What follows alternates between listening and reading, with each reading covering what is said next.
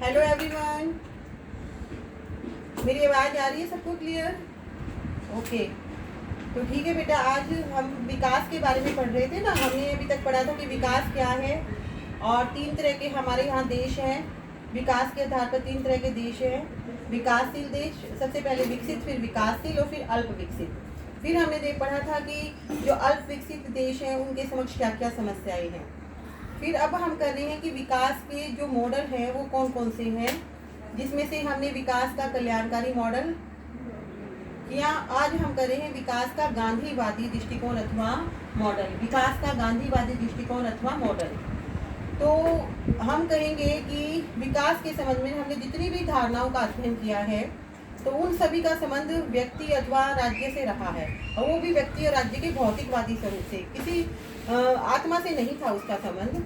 तो समाज में हम कहेंगे कि 2 वर्गों के सिद्धांत को स्वीकार किया गया है। साधनों को लेकर, चाहे दोनों वर्गों के बीच में, चाहे वो हम कहेंगे कि धन को लेकर, आर्थिक वितरण को लेकर, समाज में हमेशा ही 2 वर्गों में संघर्ष रहा है। शोषण तथा अत्याचारों के बचाव के लिए आखिर में एक क्रांति ही इसका एकमात्र उपाय रहा है। तो पूंजीवादी शासन व्यवस्था का जो अंत होगा, उसके बाद जो हमारे अस्तित्व में आएगा वो होगा वर्ग विहीन या राज्य विहीन समाज होगा। तो कल्याणकारी राज्य की स्थापना का भी समर्थन हुआ, कल्याणकारी राज्य की स्थापना भी हुई, और लेकिन उसका जो था वो भौतिक पक्ष से संबंधित था। किसी भी सिद्धांत की बात तो हुई, लेकिन उसमें नैतिकता और आदर्श की कोई बात नहीं हुई। इन सबसे हटकर जो विकास का नया मॉडल आया, जो महात्मा गांधी का मॉडल था, जो गांधीवादी मॉडल कहलाया, वो हमारे सामने आया। और गांधी जी ने न केवल भौतिक सुख की बात कही, बल्कि उन्होंने भौतिक के साथ साथ आध्यात्मिक सुख की भी बात कही। भौतिक सुख में तो हम कहेंगे कि जैसे कि एक वर्ग, जैसे पूंजीपति अथवा मजदूर वर्ग, किसी भी एक वर्ग की बात कही गई, लेकिन गांधी जी ने समाज के एक वर्ग के विकास में विश्वास नहीं रखा। वे समाज के प्रत्येक वर्ग की भलाई चाहते थे, प्रत्येक वर्ग का विकास करना चाहते थे। उन्होंने अपना सारा जीवन सामाजिक आंदोलनों, राजनीतिक आंदोलनों के साथ साथ जो समाज में हमारा दलित वर्ग है उसको ऊपर उठाने में लगा दिया, उपेक्षित वर्ग को ऊपर उठाने में लगा दिया, गरीब वर्गों की भलाई में लगा दिया। तो गांधी जी के सिद्धांत तथा मॉडल में हम कहेंगे आर्थिक विकास भी है, राजनीति भी है, और जो नैतिकता भी है। तो आदर्श तथा आध्यात्मिक विकास की बात भी है उसके साथ साथ। तो हम कहेंगे कि इसमें बाह्य विकास के साथ साथ आंतरिक विकास भी है। और भौतिक सुख हम कहेंगे वो तो थोड़ी देर के लिए होते हैं, लेकिन जो आत्मिक सुख होता है वो स्थायी होता है, वो लंबा होता है।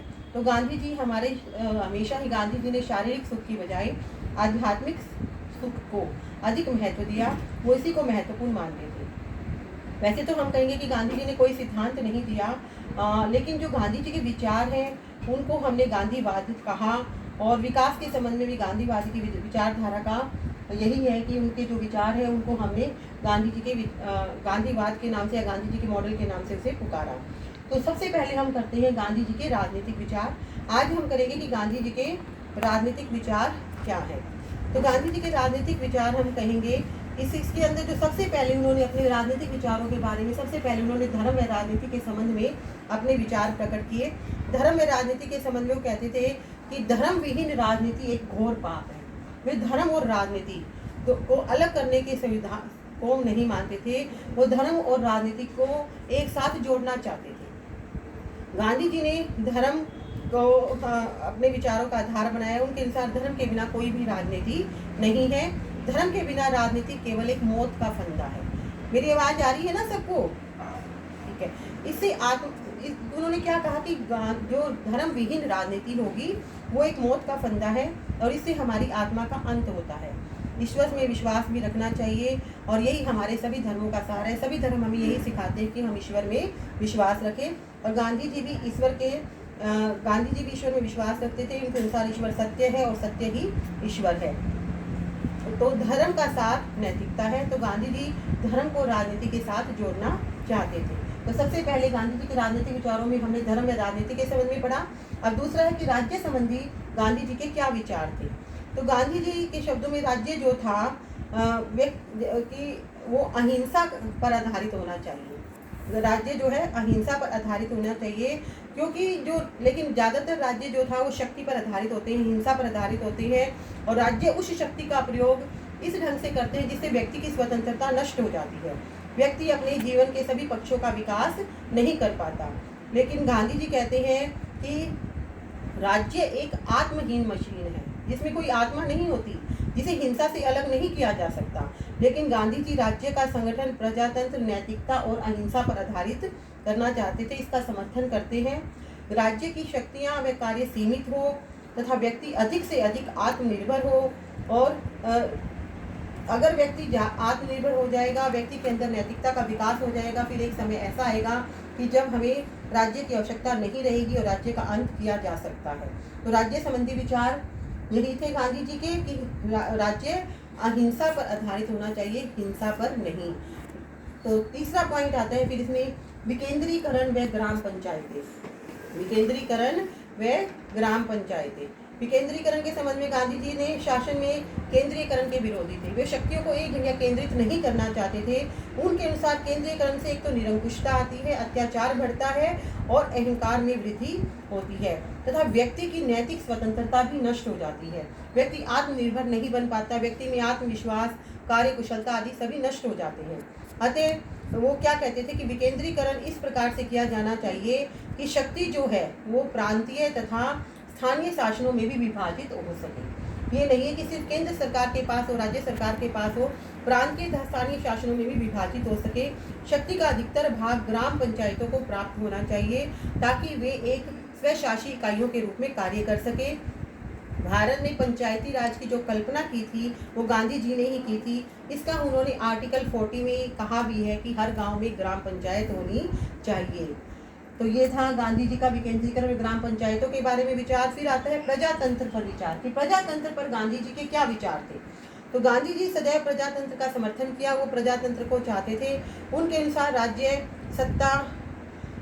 की सत्ता होगी वो लोगों की नैतिक शक्ति में निहित होगी। असली प्रजातंत्र वही है जिसमें निर्बल व बलवान को पर्याप्त अवसर प्राप्त हो। प्रजातंत्र से उत्तम कोई भी दूसरी शासन प्रणाली नहीं है। प्रजातंत्र उन्होंने सबसे सर्वोत्तम शासन प्रणाली को माना, तो प्रजातंत्र ही चाहते थे वो। प्रजातंत्र पर उनके यही विचार है कि प्रजातंत्र एक सर्वोत्तम प्रणाली है। फिर आता है अधिकार व कर्तव्य। अधिकार व कर्तव्य के बारे में उनके गांधी जी के क्या विचार थे। गांधी जी अपने जीवन में सदैव व्यक्ति, समाज व राष्ट्र के अधिकार के लिए संघर्ष करते रहे। उनके अनुसार नैतिक दृष्टि से सबको स्वतंत्रता, समानता, न्याय, भातृत्व आदि के अधिकार मिलने चाहिए। इसके अलावा जिससे सभी अपने व्यक्तित्व का पूर्ण विकास कर सके, सभी व्यक्ति अपना विकास कर सके। और उनका कहना है कि अधिकारों का प्रयोग मानवता, समाज व भलाई के लिए होना चाहिए, मनुष्य की भलाई के लिए होना चाहिए। अधिकारों का प्रयोग उन्हें अपने अधिकारों के साथ साथ प्रत्येक मनुष्य को अपने कर्तव्य का भी ध्यान होना चाहिए। जहां हम अधिकारों का प्रयोग करते हैं उसके साथ साथ कुछ कर्तव्य भी निहित होते हैं, इसलिए हमें अपने अधिकारों के साथ साथ कर्तव्यों के प्रति भी सजग होना चाहिए।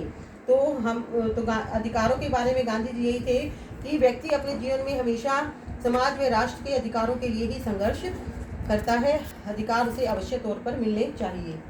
फिर आता है राष्ट्रवाद व स्वराज्य। राष्ट्रवाद के बारे में गांधी जी हम कहेंगे सच्चे देशभक्त थे, वो सच्चे राष्ट्रवादी नेता थे। उन्होंने राज्य की स्वतंत्रता उतनी ही आवश्यक है जितनी कि हमारे शरीर के लिए आत्मा। तो उनके लिए राज्य की स्वतंत्रता का होना अति आवश्यक है, जिस प्रकार शरीर में आत्मा का होना आवश्यक है। व्यक्ति का राष्ट्र के लिए सभी प्रकार का बलिदान, व्यक्ति को अपने राष्ट्र के लिए सभी प्रकार का बलिदान देने को तैयार होना चाहिए। वो चाहते थे कि हमेशा व्यक्ति इस बात के लिए तैयार हो रहे कि उसे कभी भी अपने आप को बलिदान करना पड़ सकता है, अपने राष्ट्र के लिए, अपने देश के लिए। तो राष्ट्रीय स्वतंत्रता तथा स्वराज्य का, जैसे कि लोकमान्य तिलक जी ने अपना जन्मसिद्ध अधिकार बताया था, वैसे गांधी जी भी पूर्ण स्वराज्य के समर्थक थे। वो पूर्ण स्वराज्य के साथ थे। तो राष्ट्रवाद और स्वराज्य के विषय में गांधी जी के ये विचार है कि राज्य की स्वतंत्रता, जैसे राज्य के लिए स्वतंत्रता आवश्यक है वैसे ही शरीर के लिए आत्मा। तो फिर 7वां पॉइंट आता है अंतरराष्ट्रीयवाद व विश्व शांति। गांधी जी अंतरराष्ट्रीयवाद, वो कहते थे कि जियो और जीने दो के सिद्धांत में विश्वास रखते थे। वो कहते थे सभी राष्ट्र समान हैं, इसलिए हमें एक दूसरे का शोषण नहीं करना चाहिए, हमें एक दूसरे के अधिकार नहीं छीनने चाहिए, हमें एक दूसरे के साथ युद्ध नहीं करना चाहिए। राष्ट्रीय शांति के साथ साथ अंतर्राष्ट्रीय शांति भी अति आवश्यक है कि विश्व के सभी राष्ट्रों में राष्ट्र की भावना के साथ साथ अंतर्राष्ट्रीय भावना भी होनी चाहिए। एक देश को दूसरे देश की मदद करनी चाहिए, ना कि उसके साथ युद्ध करना चाहिए। विश्व प्रेम सहयोग से ही विश्व शांति से रह सकता है। लेकिन विश्व युद्ध का भय सदैव के, अगर हम प्रेम और सहयोग से रहेंगे, विश्व में सभी देश एक दूसरे के काम आएंगे, तो हम कहेंगे कि विश्व युद्ध का भय सदैव के लिए खतरे से टल जाएगा। यही गांधी जी के विचार थे। तो गांधी जी के राजनीतिक विचारों में हमने पढ़ा कि धर्म और राजनीति के संबंध में राज्य संबंधी विचार, विकेंद्रीकरण व ग्राम पंचायतों की स्थापना, प्रजातंत्र पर विचार, अधिकार व कर्तव्य कैसे होने चाहिए, और राष्ट्रवाद व स्वराज्य से भरी हमारी विचारधारा होनी चाहिए, और अंतर्राष्ट्रीयवाद व विश्व शांति की स्थापना भी हमें करनी चाहिए। तो आज तो हमने पढ़ा कि गांधी जी के राजनीतिक विचार, और अगली वीडियो में हम पढ़ेंगे गांधी जी के सामाजिक विचार।